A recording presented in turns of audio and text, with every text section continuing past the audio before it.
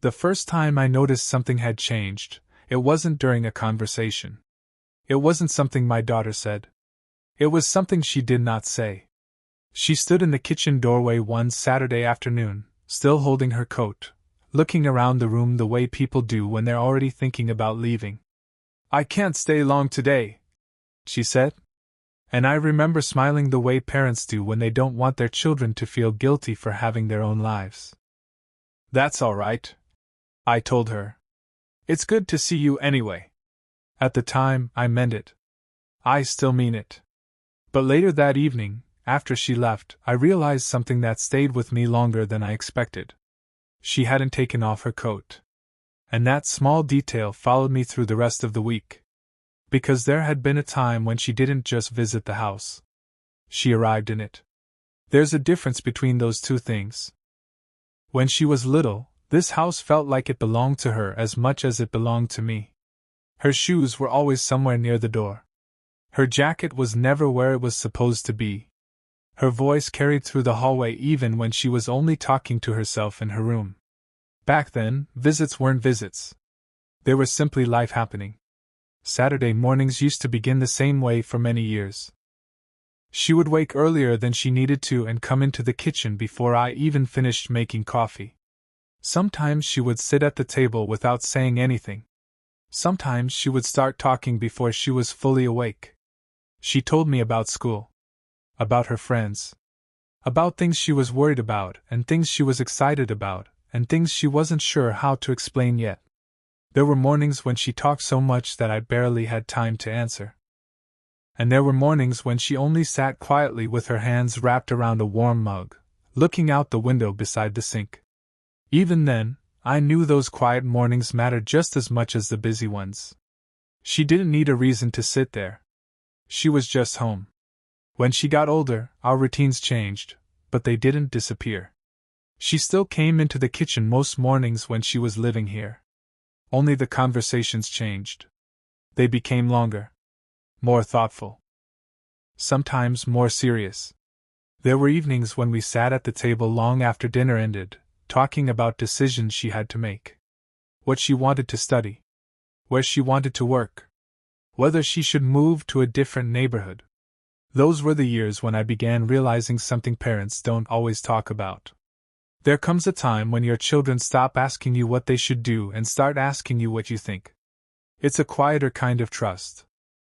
One that feels different from childhood. And I remember feeling grateful for that. Grateful that she still wanted my opinion even when she no longer needed my permission. The day she moved out, the house felt larger than it had the day before. Not emptier. Just larger. I stood in the doorway of her room after she carried the last box to her car and looked around at the space she left behind. There were still books on the shelf she didn't want to take. Still a chair by the window. Still a small mark on the wall from where she once tried to hang something without measuring first. It didn't feel like an ending. It felt like something continuing somewhere else. After she moved, she still visited often. Sometimes during the week. Sometimes on weekends. Sometimes without telling me she was coming first. She would walk into the house like she always had, set her bag on the same chair near the table, and say something simple like, "I was nearby." Those visits never felt planned. They felt natural. The kind of visits that belong to families who don't need invitations. There were afternoons when she stayed long enough for dinner. Evenings when we watched television together without paying much attention to what was on. Mornings when she stopped by on her way somewhere else just to sit at the kitchen table for 10 minutes before continuing her day. I never counted those visits. I never needed to. They were simply part of how life worked. Years passed that way without me noticing anything changing. Until one afternoon when she called before coming over. "I'll stop by for a few minutes," she said. Of course she could stop by. She always could. But something about the way she said it stayed with me. For the first time, her visit sounded like something she had to fit into her schedule instead of something that belonged inside it. Still, when she arrived that day, everything felt the same at first. She walked into the kitchen, set her bag on the chair, looked around the room the way she always did. Have you eaten? She asked. That question had been part of our conversations for as long as I could remember. Sometimes I asked it. Sometimes she did. Yes, I said. Good, she answered. Then she sat down across from me. We talked about work. About her neighbor. About something she was planning for the following month. Nothing unusual. Nothing different. And yet, when she stood up to leave 20 minutes later, I found myself noticing the clock in a way I never had before. It wasn't that the visit had been short. It was that it had been measured. After she left, I walked through the house the way I sometimes do when everything is quiet. Past the living room. Down the hallway. Past her old bedroom door. I didn't go inside. I only stood there for a moment. And I remember thinking something I hadn't thought before. She didn't open that door anymore when she visited. Not because she couldn't. Because she didn't need to. The following week she called again before coming over. I'll stop by after work, she said. Take your time, I answered. I won't stay long, she added. That sentence came more easily to her than it used to. When she arrived that evening, she stayed exactly as long as she said she would. We talked in the kitchen again. She checked her phone once while we were sitting at the table.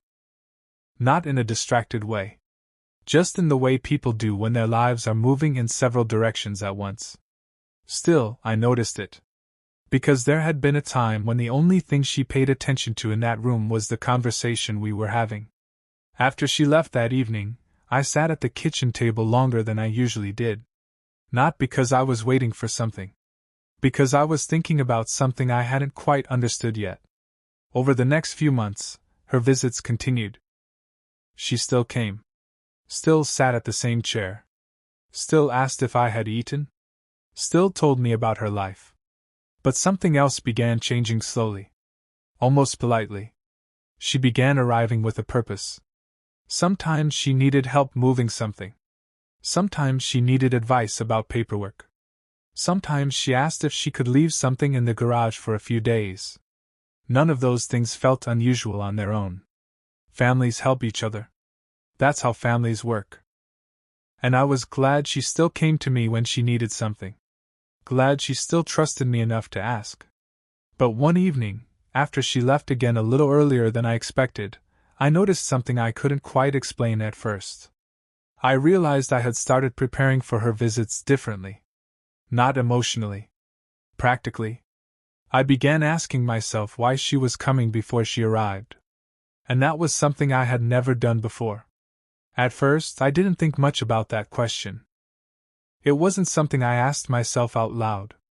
It was just something that appeared quietly in the back of my mind whenever she called to say she was coming over. Can I stop by for a bit? She would say.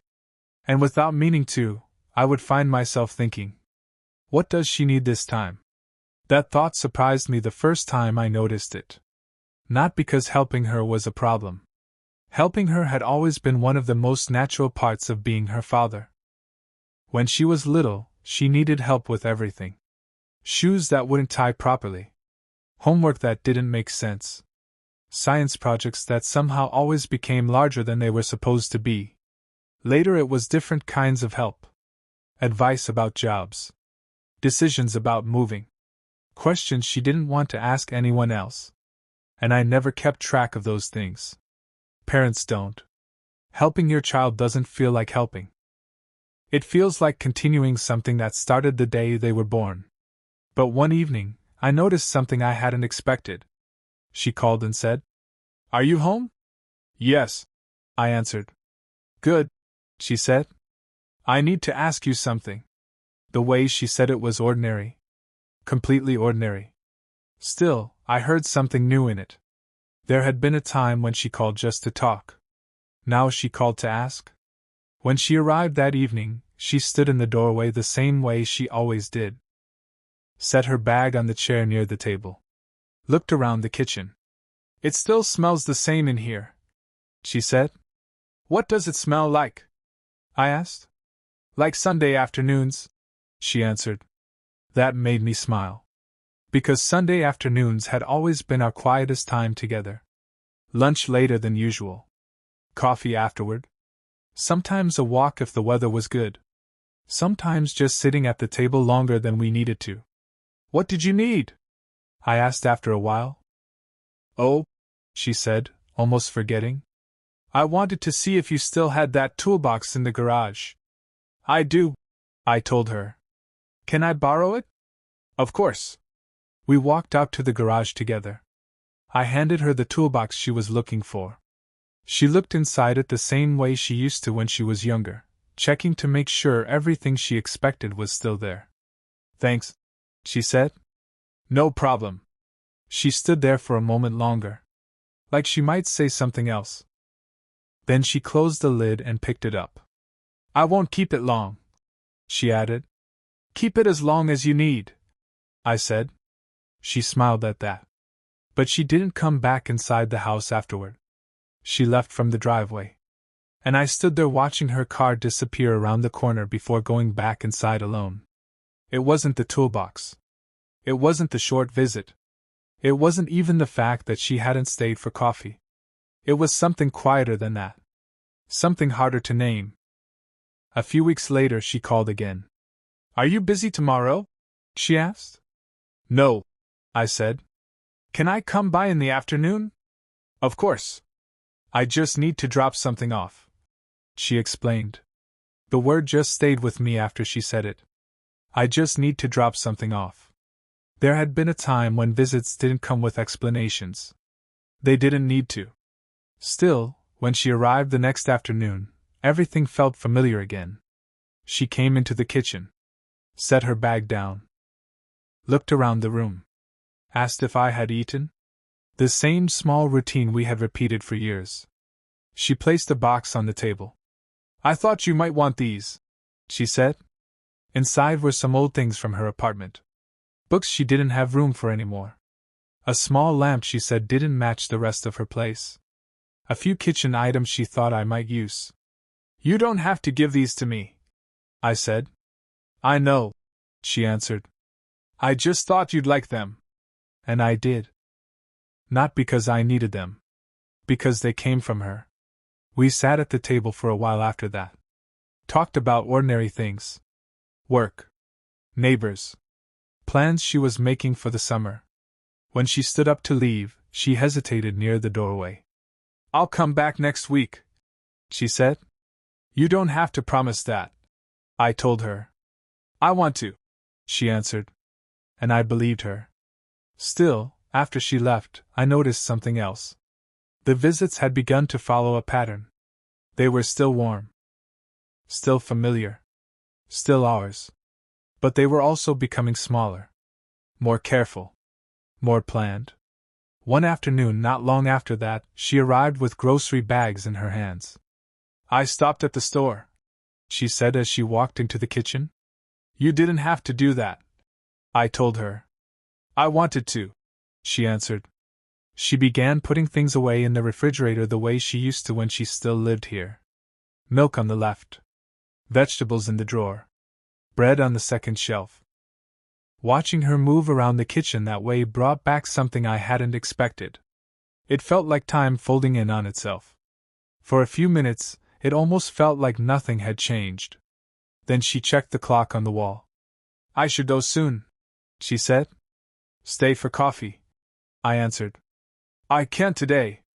And she smiled the same gentle smile she always gave when she didn't want to disappoint me. I'll come by again soon.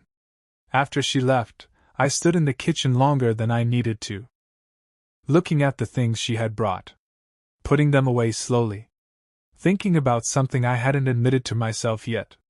Her visits were still kind, still thoughtful, still full of care.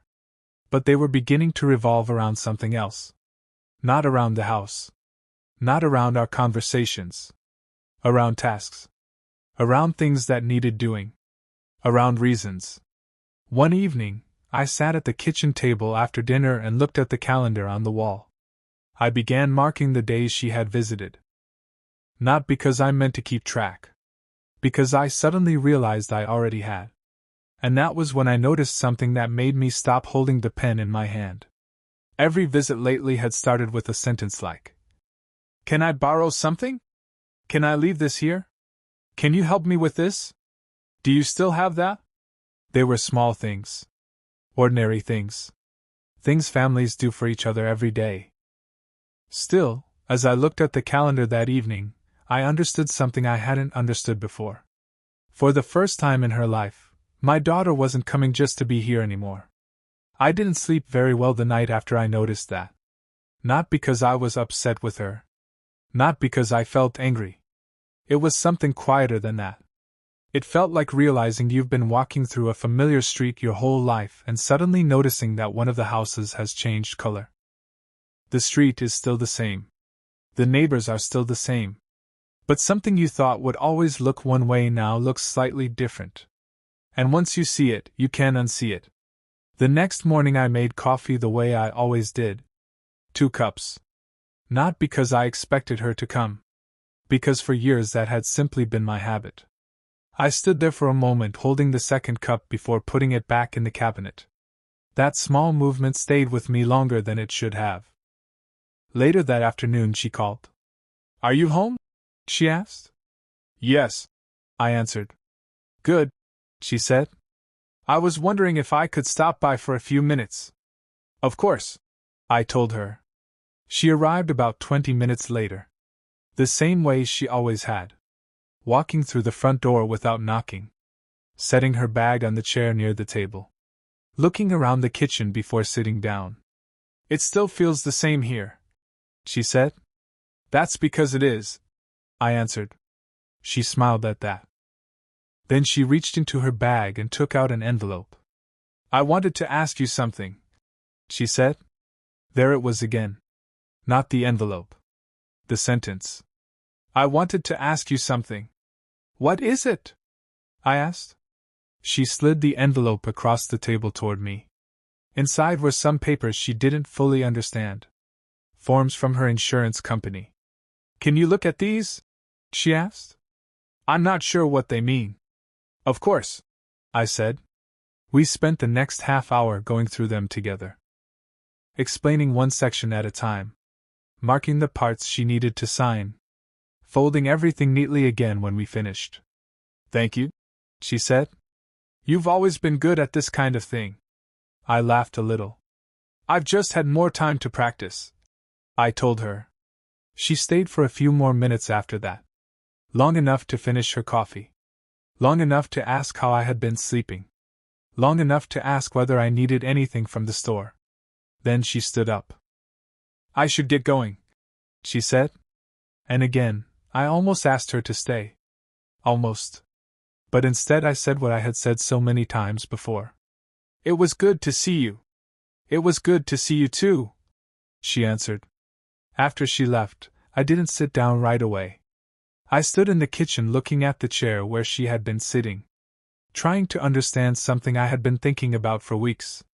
It wasn't that she only came when she needed something. That would have been easier to explain. The truth was more complicated than that. She still cared about me. She still asked how I was doing. She still brought groceries sometimes. She still noticed when something in the house needed fixing. She still called. She still came.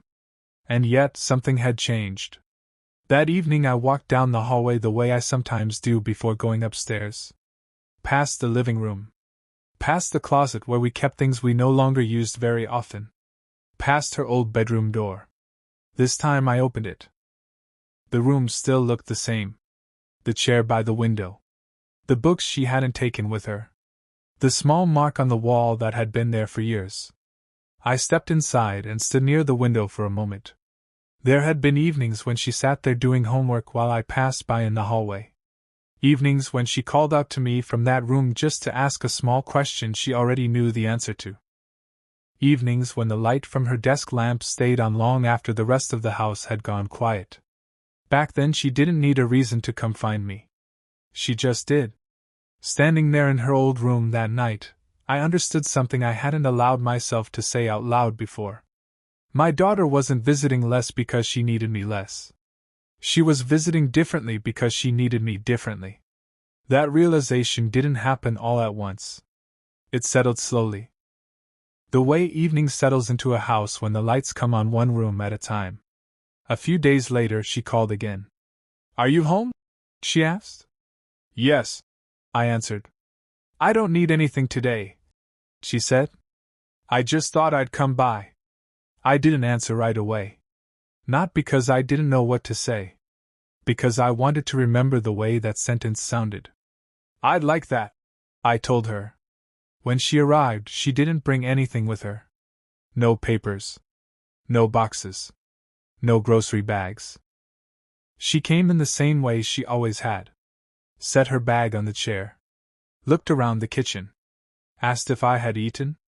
Then she sat down across from me. We talked about ordinary things. The weather. Something she had seen on the way over.